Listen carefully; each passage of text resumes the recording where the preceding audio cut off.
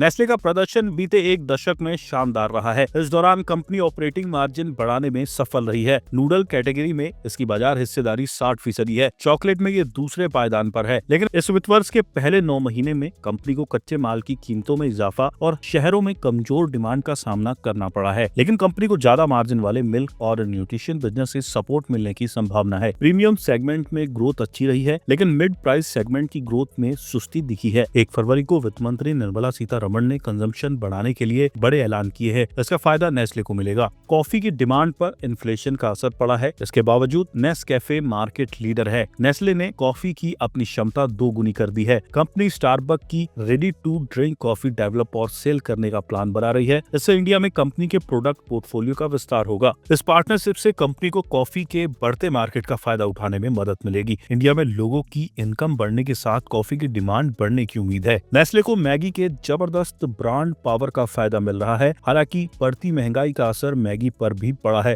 इसकी volume growth सुस्त पड़ी है। इसके अलावा नेस्ले को नूडल के दूसरे ब्रांड से भी कंपटीशन मिल रहा है। नेस्ले इस चैलेंज का सामना करने के लिए तैयार है। उसने इनोवेशन पर फोकस बढ़ाया है। कंपनी उन मार्केट पर भी फोकस बढ़ा रही है जहां अच्छी ग्रोथ की संभावना है। कंपनी ने नई ई कॉमर्स चैनल पर फोकस बढ़ाया है। 2016 में ई कॉमर्स की हिस्सेदारी कुल सेल्स में 1% थी, जो 2024 में बढ़कर 8.5% हो गई है। इस वित्त वर्ष के पहले 9 महीनों में साल दर साल ग्रोथ 32% है। इनोवेशन पर बढ़ते फोकस का फायदा कंपनी को मिलेगा। सही मौका मिलने पर कंपनी अधिग्रहण के मौके का भी इस्तेमाल करेगी। इससे ग्रोथ बढ़ने में मदद मिलेगी। कंपनी ने ग्रामीण इलाकों पर फोकस बढ़ाया है। कंपनी ने इन इलाकों में अपने डिस्ट्रीब्यूशन बढ़ाकर 60 लाख आउटलेट तक करना चाहती है। अब ये 50 लाख है। छोटे शहरों में इसका फोकस ट्रेडिशनल चैनल पर है। कुल सेल्स में इस चैनल की हिस्सेदारी 75 से 80% के बीच है। पिछले 10 सालों में कंपनी का ऑपरेटिंग मार्जिन 16.5% से बढ़कर 22% हो गया। बीते एक साल में नेस्ले के शेयरों का रिटर्न खराब रहा है। इस दौरान स्टॉक 8.66% गिरा है। इसके बावजूद FY25 की अनुमानित अर्निंग्स के 62 गुना पर इसके शेयरों में ट्रेडिंग हो रही है। पैकेज्ड फूड बिजनेस में कंपनी की मजबूत पैठ है।